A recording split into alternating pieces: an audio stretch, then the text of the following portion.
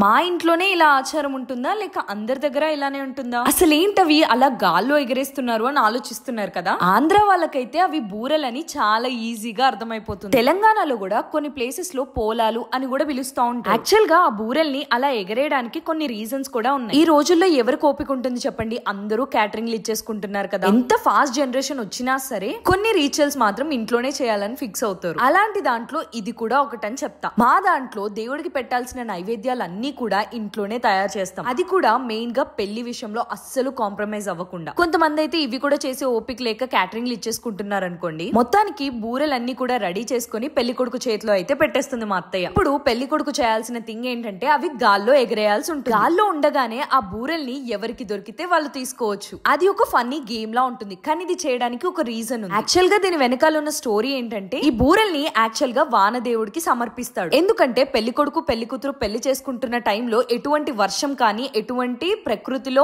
ఆటంకాలు రాకుండా చూసుకోమని చెప్పి ఆయనకి నైవేద్యంగా పెడుతూ ఉంటారు. కానీ పెళ్లి కొడుకు పందిరి కింద నుంచొని అలా బూరెల్ని పైకి నైవేద్యంగా విసిరేస్తారు. అది ఒక గేమ్ లా ఆడుతూ ఎవరికి దొరికితే వాళ్ళు తీసుకొని తినొచ్చు.